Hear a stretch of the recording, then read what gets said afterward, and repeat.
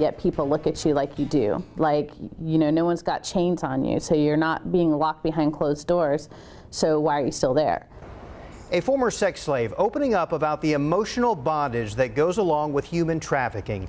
It is a growing problem across the country, and now Uber is stepping up to stop it. The Night Beat's Brandon Jones joins us now with more on today's announcement. Brandon? Well, Mike, you know, Toni McKinley tells me that companies like Uber use pimps to move sex workers without being seen. But thanks to new training for Uber drivers, the company can now be a part of this solution.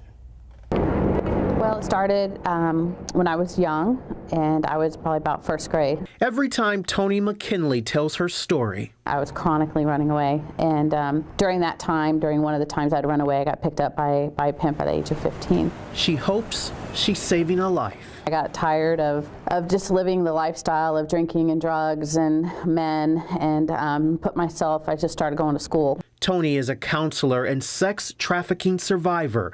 It's stories like hers that prompted the ride-sharing company Uber to help those who may find themselves in a similar situation. So seeing Uber really take a stand and train their employees and the people who drive for them on how to spot human trafficking is going to help save lives. When Uber's 75,000 active drivers in the U.S. log onto the app, they will be presented with information like how to spot victims of trafficking and best practices for reporting tips to the police and anti-trafficking support groups. Those tips can include spotting clothing or behavior that seems inappropriate for the age, a younger rider displaying fearful emotions in the company of a fellow adult, and ride requests that stop at multiple hotels for short durations. I think it's important that all these drivers know that it can happen in your own backyard. It doesn't happen only in just big cities. It happens all across the country and in different ways. Uber plans to expand the service to other countries soon.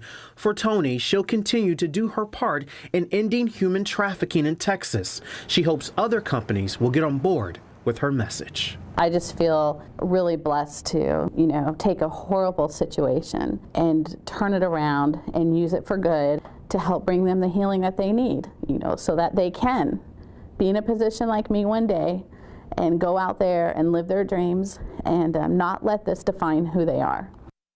So according to the National Human Trafficking Hotline, the number of human trafficking cases reported between 2012 and 2016 has more than doubled. To learn more about child sex trafficking, go to kview.com for our 6-part series on our special investigation there, Selling Girls. Mike. Thanks, Brandon.